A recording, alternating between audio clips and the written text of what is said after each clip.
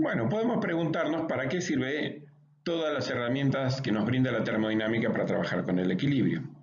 Hay muchas cosas que podemos hacer. Por ejemplo, si tenemos disponible la constante de equilibrio, podemos calcular las concentraciones que alcanzarán tanto reactivos como productos cuando alcancemos el estado de equilibrio en función de las especies que estaban presentes al principio de la reacción. También podemos calcular la relación de reactivos que tenemos que poner para alcanzar una cierta relación en los productos. Podemos también predecir en qué dirección se va a mover un sistema en equilibrio cuando lo perturbemos. Es decir, si el sistema se va a mover en la dirección de favorecer a reactivos o se va a mover en la dirección de favorecer a productos.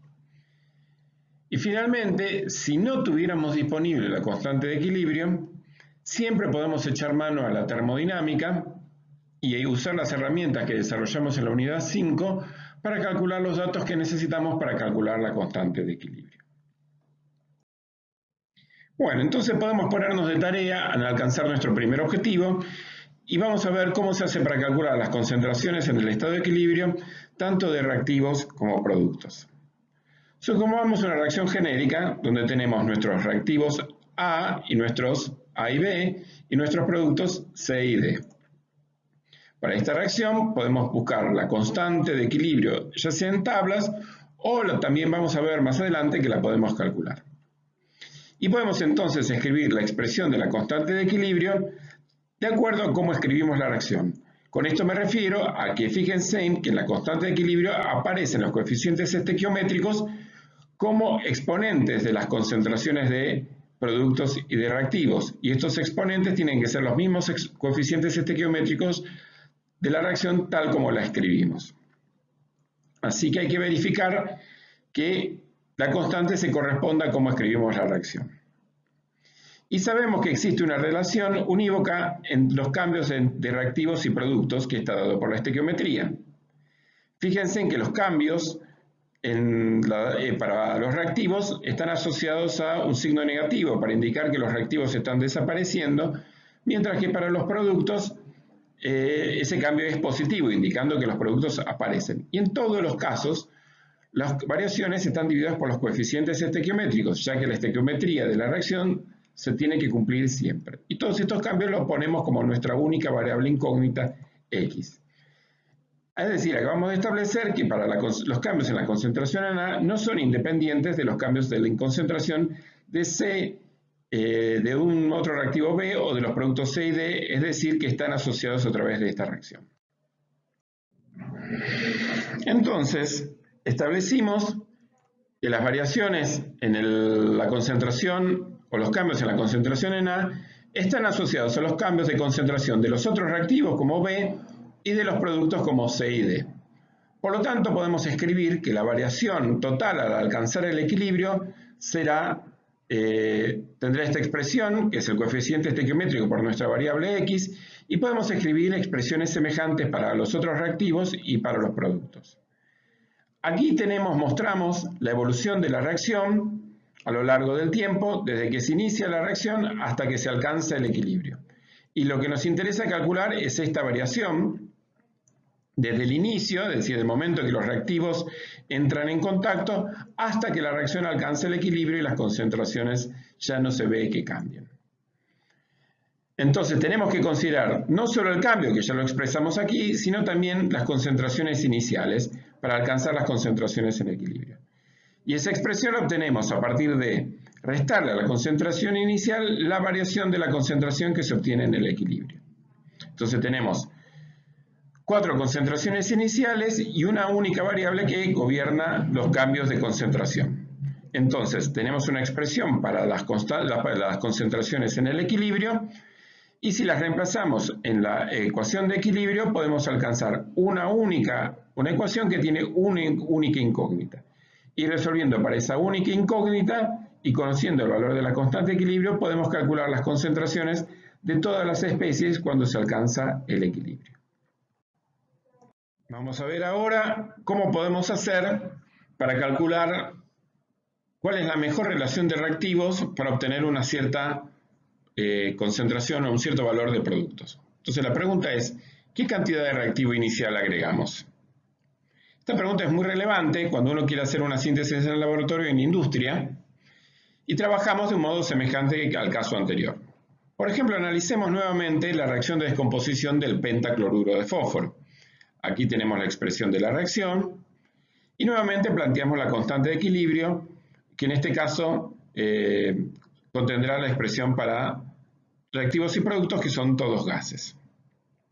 Por estequiometría sabemos que la cantidad de tricloruro de fósforo que se forme sería igual a la cantidad de cloro que se forma, y a eso lo llamaremos nuestra variable X.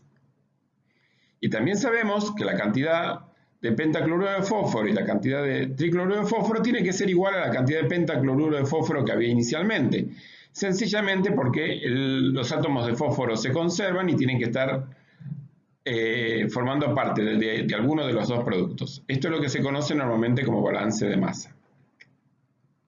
Entonces, de acuerdo a lo anterior, podemos tener una expresión para el pentacloruro de fósforo que lo vincula con la concentración de pentacloruro de fósforo inicial menos la cantidad de pentacloruro de fósforo que se descompuso, que es nuestra variable X. Bueno, con las ecuaciones que obtuvimos, las podemos reemplazar en la constante de equilibrio y resolvemos la ecuación cuadrática que nos queda, y de ese modo podemos calcular la cantidad de tricloruro de fósforo que tendremos en el equilibrio en función de la cantidad de pentacloruro de fósforo que pusimos inicialmente.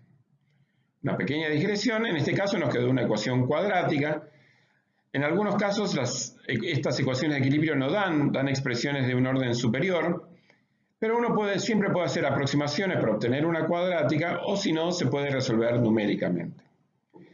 Decíamos que podemos resolver la ecuación y aquí tenemos un gráfico que muestra cómo varía según la concentración de pentacloruro de fósforo inicial, y aquí se grafica la cantidad de tricloruro de fósforo que se obtiene.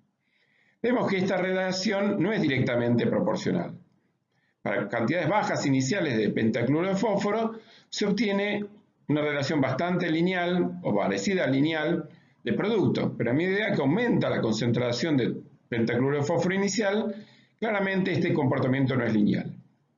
Y esto se observa mejor en este gráfico que muestra la relación entre el tricloruro de fósforo que se obtiene en el equilibrio, la relación con respecto al pentacloruro de fósforo inicial. Y se ve que esa relación va disminuyendo a medida que aumenta la concentración de pentacloruro de fósforo inicial. Al principio es cercana a 1 y va disminuyendo hasta que va alcanzando un valor igual a 0,5. Lo que muestra que a medida que aumento la cantidad de pentacloruro de fósforo, si bien obtengo más cantidad de producto, la fracción de conversión es cada vez menor. Es decir, que la fracción de producto disminuye a medida que aumenta la presión inicial. Continuamos entonces analizando cómo hacemos para obtener más producto de nuestra reacción. Como ya vimos, agregar más reactivos no es un procedimiento muy efectivo. Tenemos nuestra reacción genérica con su expresión de la constante de equilibrio y vamos ahora en cambio a analizar qué sucede cuando retiramos producto. Cuando retiramos producto, lo que sucederá es que el producto de reacción Q disminuirá y, como ya hemos visto en este caso, esperamos que la reacción evolucione hacia la formación de productos. Veamos qué es lo que sucede en un caso concreto. Tenemos la reacción de calcinación de la piedra caliza para dar cal viva, que se utiliza en materiales de construcción. Esta reacción equivale a la descomposición del carbonato de calcio o piedra caliza, que se descompone para dar óxido de calcio o cal viva y un gas que es el dióxido de carbono. En este caso, la constante de equilibrio es particularmente sencilla, ya que tenemos dos sólidos. Entonces la constante de equilibrio será directamente igual a la presión parcial del dióxido de carbono, que 800 grados centígrados será igual a 1,16 bares. En este caso, si hacemos la reacción en un recipiente cerrado y evacuamos la atmósfera y luego calentamos, observaremos que la presión aumenta hasta que se alcanzan los 1,16 bares esperados. Si en este caso volvemos a evacuar la atmósfera y volvemos a cerrar el sistema nuevamente evolucionará en el sentido de descomponer más carbonato de calcio, formando más dióxido de carbono hasta que se vuelvan a alcanzar las 1,16 bares. Es decir, que el sistema descompone más carbonato de calcio si se extrae el dióxido de carbono. Entonces, esta es una estrategia efectiva para obtener más producto. Si en este caso en particular hacemos la reacción con el recipiente destapado, veremos que es posible alcanzar la conversión completa de la piedra caliza, es decir, del carbonato de calcio, para obtener óxido de calcio o cal viva. Bueno, veamos ahora cómo procedemos si no conocemos el valor de la constante de equilibrio. Aquí lo que hay que recordar es que siempre podemos echar mano de esta ecuación, que vincula el delta G de una reacción con la constante de equilibrio para esa misma reacción. El delta G de reacción siempre lo podemos calcular como delta H menos T delta S, es decir, la variación de la entropía menos el producto de la temperatura menos por la variación de la entropía. Estos valores siempre los podemos calcular también en función de las entalpías y entropías de formación de reactivos y productos, tal como ya practicamos en la unidad 5. Es decir, la entropía de reacción será la sumatoria de las entropías de formación multiplicado por sus coeficientes estequiométricos menos la sumatoria de las entropías de los reactivos multiplicado de entropías de formación de los reactivos multiplicado por sus coeficientes estequiométricos. Y misma cuenta para los delta H, para calcular el delta H de reacción utilizando los delta H de formación. Lo otro que tenemos que tener en cuenta es que delta G es una propiedad extensiva y el valor de delta G que calculemos va a depender de cómo escribimos la reacción. En este caso en particular, para la descomposición del tetróxido de dinitrógeno, si la escribimos así, tendremos un valor de delta G y consecuentemente una constante de equilibrio. En cambio, si lo escribimos con esta u otra estequiometría, que también es correcta, obtendremos un valor de delta G que será igual a la mitad del delta G anterior y consecuentemente también tendremos una constante de equilibrio distinta de la anterior, que en este caso en particular será igual a la raíz cuadrada de la constante de equilibrio que calculamos antes. En resumen, tenemos que tener bien en cuenta la estequiometría de cómo escribimos la reacción para calcular el delta G y la constante de equilibrio correcta. Otra idea muy importante a tener en cuenta a la hora de calcular una constante de equilibrio es que contamos con la información de que la energía libre de Gibbs es una función de estado. Esto significa que siempre puedo combinar los parámetros, las funciones de estado para distintas reacciones para obtener, por ejemplo, el delta G de reacción de una reacción cuya información desconocemos. Veamos un ejemplo concreto. El óxido nítrico puede dar el lugar en presencia de oxígeno a estas dos reacciones.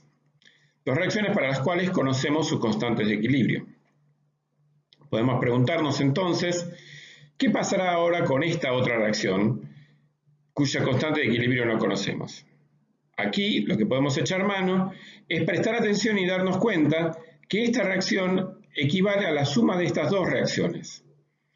Como delta G es una función de estado, entonces podemos plantear que el G para la reacción 3 será igual al delta G para la reacción 1 y 2, lo que nos permite calcular delta G y a partir de ahí podemos calcular la constante de equilibrio. Y de ahí sabremos si esta reacción está desplazada hacia reactivos o desplazada hacia productos. O también podemos operar directamente con las constantes de equilibrio recordando la relación logarítmica entre la constante y el delta G. Entonces calculamos directamente la constante de equilibrio para esta reacción como el producto de la constante 1 de la reacción 1 por la constante de equilibrio para la reacción 2.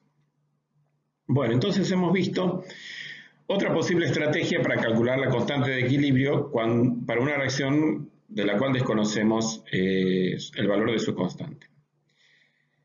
Ahora, todas estas ideas de equilibrio vamos a emplearlas para discutir tres casos que son de distintas esferas del conocimiento, tres sistemas muy distintos, pero que en todos los casos se pueden tratar como sistemas que están en equilibrio.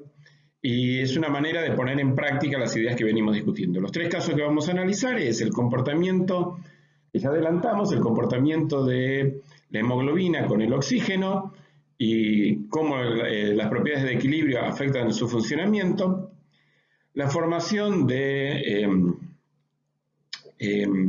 rocas sedimentarias, es decir, la precipitación de carbonato de calcio en un contexto geológico, y el análisis de una reacción de importancia industrial grandísima, como es la reacción de síntesis del amoníaco, que se prepara a través de la reacción de hidrógeno y nitrógeno en lo que se llama el proceso Haber.